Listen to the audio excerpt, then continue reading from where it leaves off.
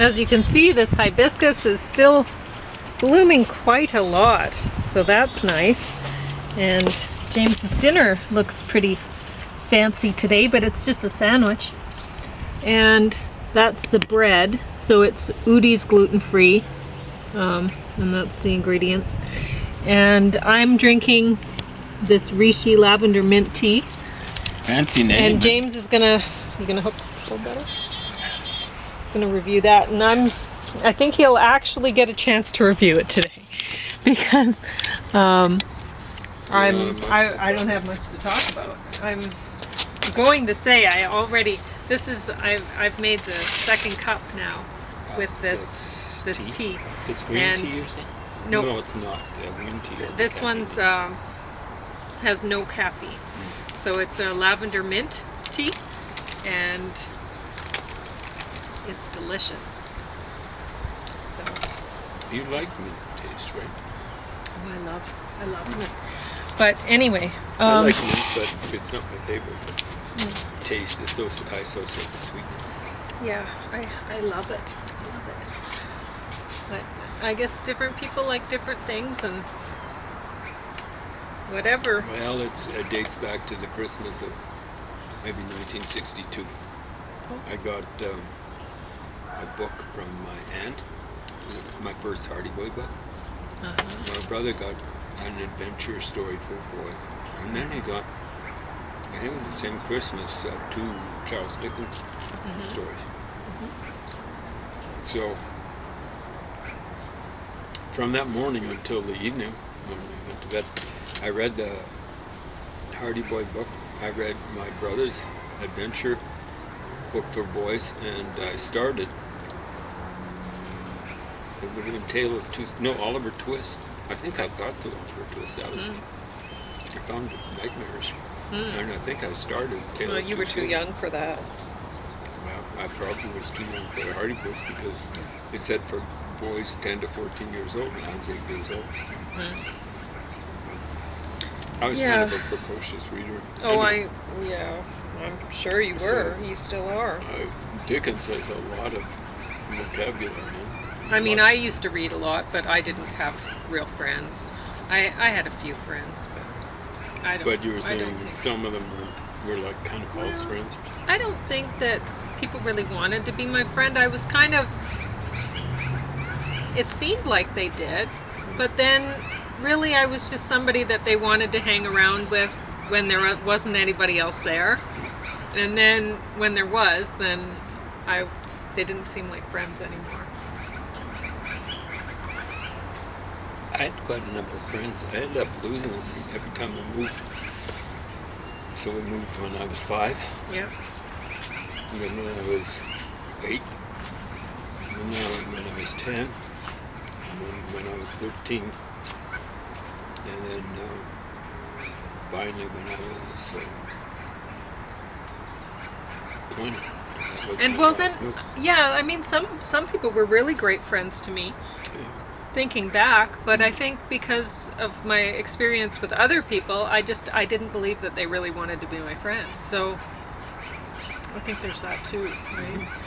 But anyway, this bread, I wanted to point out that per 2 slices, it's only 140 calories, which doesn't seem like a lot, but those are very small slices of bread. And anyway, this doesn't have any dairy in it, but it does contain eggs. So it's not a vegan loaf. It's gluten-free. But how are you finding it, James? It says delicious. Delicieux. I'm going to use the French. Did Sure. they have it there? They have it in English too. Delicieux. There we go. Yeah, you could use whichever one you want. But do you agree with that sentiment? Yeah. Okay, good. All right. So. Were you going to talk about James Garner? Well, I will. Just briefly. I'm not reviewing this right now. I'm going through season 3, which is great. I'm having a lot of fun with this. And mainly because the poetry that I'm writing right now is not turning out. I could read you some of it today, but it's it's not going well. So It's tough I will stuff, spare you. It was the tough exercise they gave Pauline Yes. roughly 4 years Yeah, ago. it's the hardest one you gave me. And finally I just monkeyed with it, and I got something that's okay. We'll see. I might read it at some point, but I don't feel like that today. But yeah, I have a lot of things that I've just went scratch, scratch, scratch in the book. And Yeah, she puts big axes to things there. yeah. I'm much better at erasing things.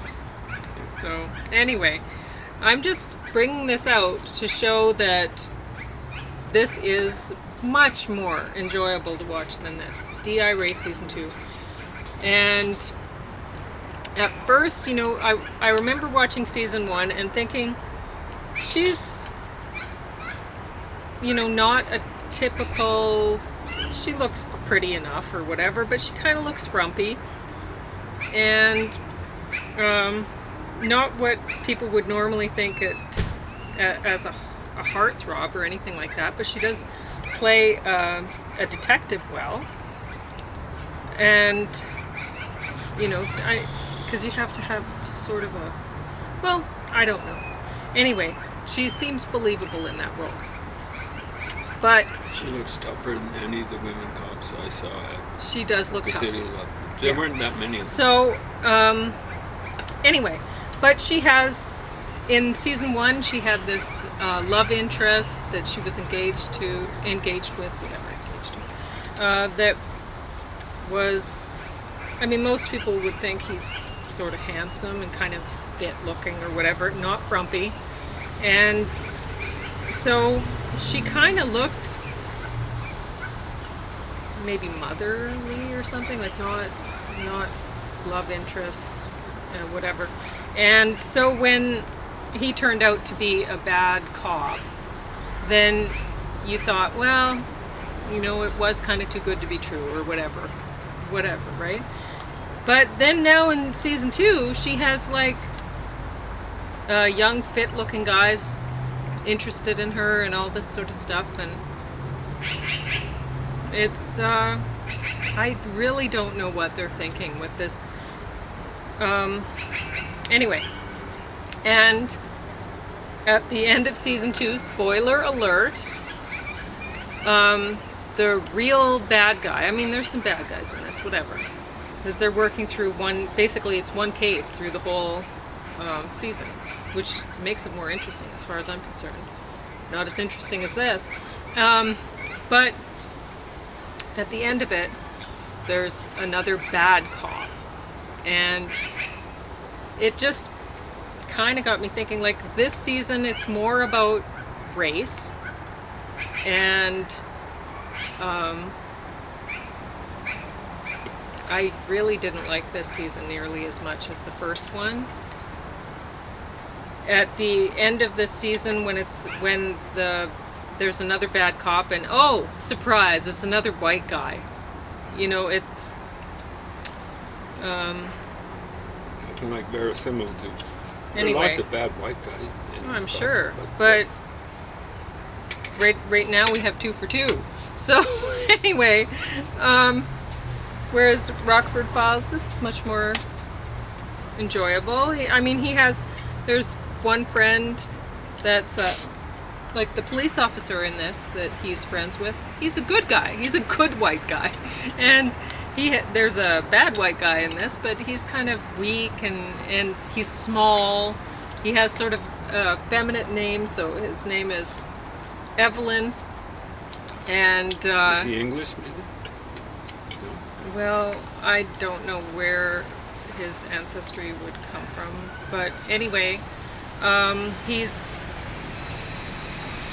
at one point he said he was part Albanian or something, or something like that. I can't remember, but so I don't know. But and honestly, with him, like, they call him, his nickname's Angel. He's no angel. And Rockford, his story was he'd been in prison for 5 years, but he got a full pardon. So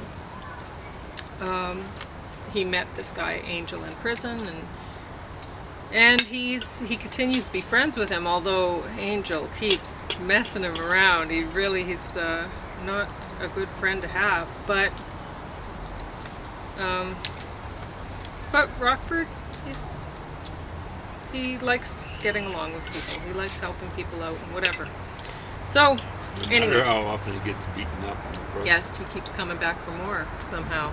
So, and I'll keep coming back for more watching this. So go ahead, talking about God is Great. I am done.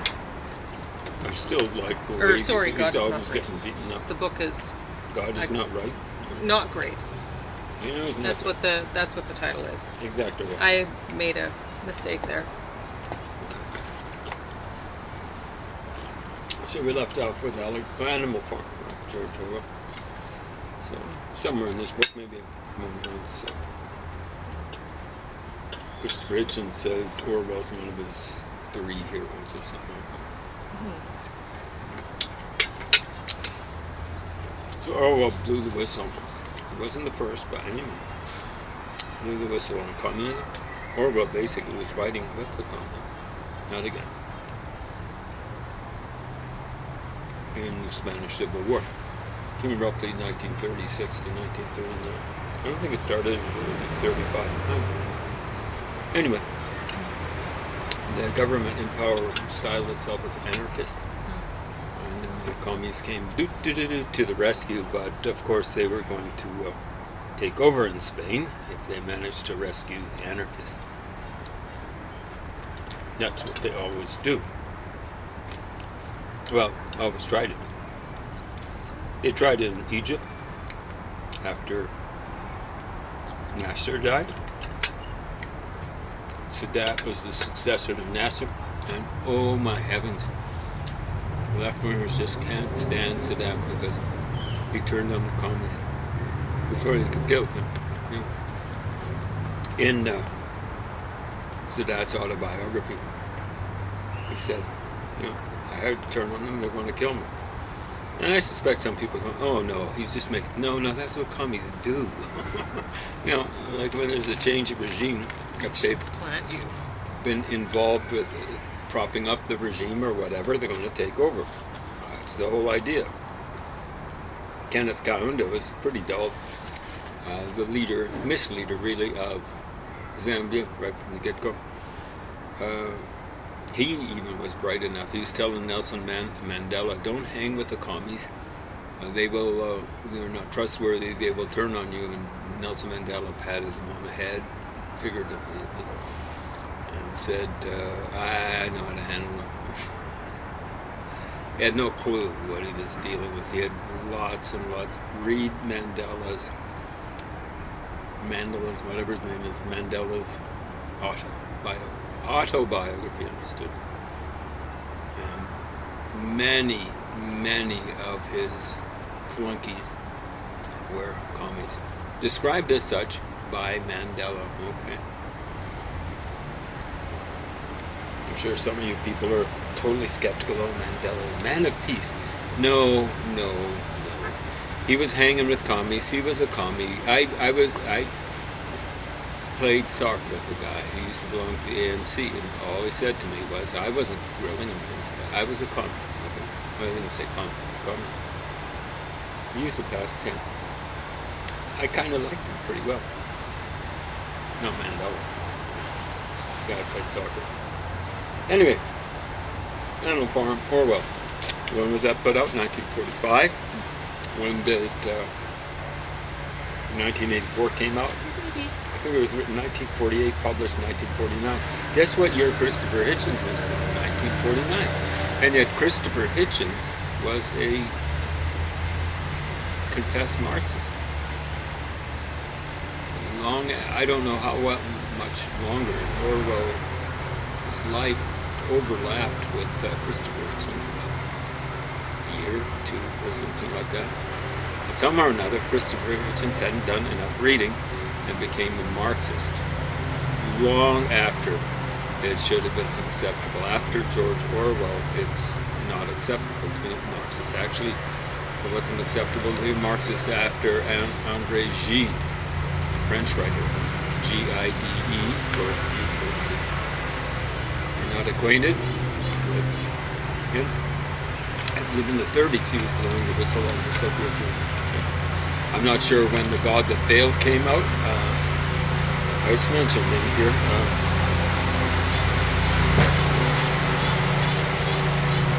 What the hell's happening? I don't know. It's attributed here to Engerman and Crossman, The God That Failed. There was a guy called Robert Conquest. I think that's very... Yeah. I'm a little bit clear out of it. Anyway, I'm not sure when that came out, The God That Failed. Could have been in the 30s. Arthur Koestler, I think, maybe turned on the commies, and I like to think in the 30s. He was so stupid, he actually volunteered to serve, as the story goes at least, to serve in the KGB. And eventually he figured out that they were not just the KGB, but the communists in general. That's all. Were chimps.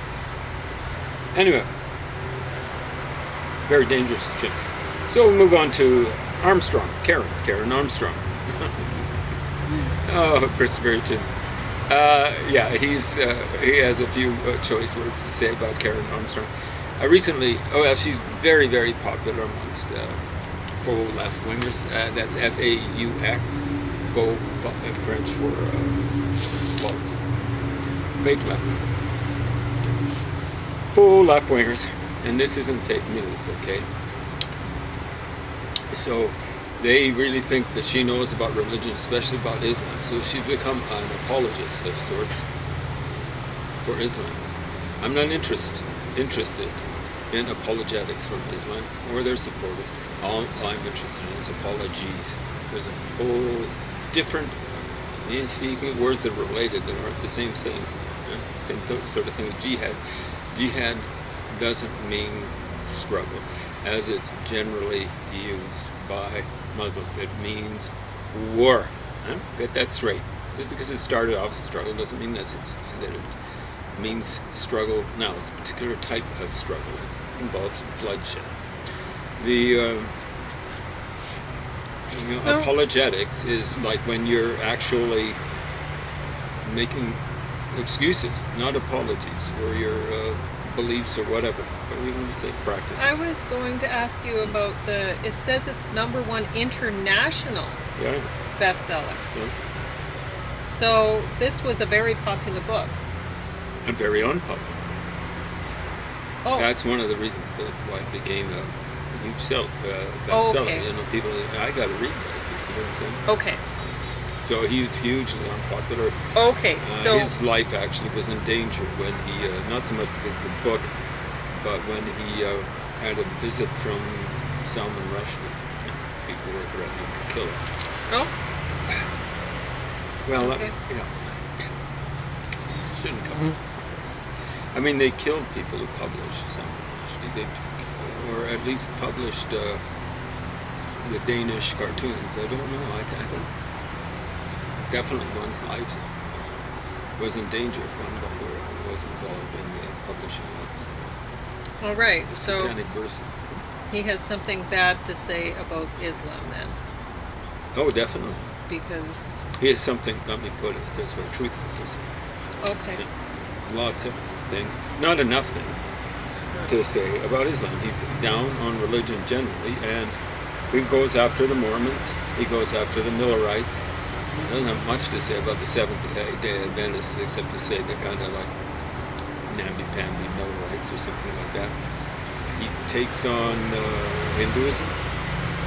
There's not much to say about Confucianism. He takes on Japanese Buddhism and Japanese Shintoism and their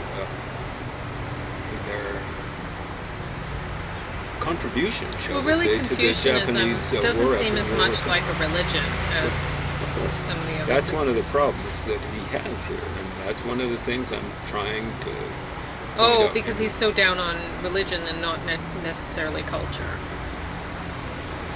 Yeah. Is that what you're saying? Okay. He's really down on Calvinism. Now, he wasn't raised Calvinist, but apparently, but his father was Calvinist. You know, the funny thing is, he talks about how the Dutch kind of like welcomed the Jews in after they were ethnically cleansed from Isabel and Ferdinand Spain, 1492 roughly, of the same year that Columbus sailed the ocean blue. He wasn't Spanish, he was Italian, incidentally. And what he fails, you know, like he's down on the South Africans, Calvinist. You know, he's down on Jean Calvin, Calvinist. Jean Calvin, people killed. He killed people himself. There's no question of having people killed. He's the founder of Calvinism, a long time ago. He's a later contemporary Luther, as I recall. So that's in the 1500s, a little while back. You know, like sometimes religions change. Islam doesn't. It's set up not to change because why? Muhammad is the seal of the prophets. In other words, there can't come any prophet after him, or else that person, so-called prophet, or self-styled prophet, is a heretic and deserves death. So it's just set up not to change, and basically it hasn't changed for roughly 1,400 years. It started to become the Islam that we know and don't so much love, if we actually have some sense. Maybe 1,402 years ago, 602, well, 622 was when he started. I think it's when his wife died. He started to go off the deep end. I don't think he was crazy. He was a sociopath and a psychopath. That's different. He's able to. Sociopaths and psychopaths, I gather, are able to function in society, and people like Hitler and Joseph Stalin and other people like, Omar, however you want to mispronounce his name, they were all sociopaths and psychopaths, and same thing with Muhammad. So they tend to be, if they get their hands on the levers of power, they tend to be stone cold killers. And that applies to Muhammad. According to their own Victor impact statements, Muslims, Victor impact statement, not victim impact statement, Muhammad was responsible for the death of 600 to 900, they're varying accounts, 600 to 900 Jews, all the male members, adult male members of a Jewish tribe in present-day Saudi Arabia, and that was in the space of less than a day. Beheaded, and the corpses were kicked into a ditch or something like that in the main square of Medina, I think the story goes. Stories. How much time? 5? Yep. A little more. So we'll move on to, Karen Armstrong's just, she's invented her own religion. Someone should tell her, someone's tried this before. And they invented the Baha'i religion. And the Baha'i religion, the center of it is in a place called Haifa, which is in Israel. I think it was invented, the Baha'i religion, roughly in present-day Iran. Why is it in Israel? I think their lives would be in imminent danger if any of them were caught in Iran. So, like he has lots of things to say about Jewish intolerance. He doesn't like Zionism, that sort of stuff. He's half Jewish. I'm not going to throw around the term self-hating Jew. That's for Jews to apply to Jews, not for people outside the ethnic group to apply. But if someone applied that to Hitchens, I wouldn't defend him. Anyway, and he is accurate, though, about the Jewish religion, which is separate from the ethnicity. And the Jewish religion, up until it lost control until it was forced to have separation of church and state, was goddamn awful. That's all I'm going to say. That's what he says. And I heartily say, shall we say amen? That's a good Hebrew word. And I think it means basically truly, or right on.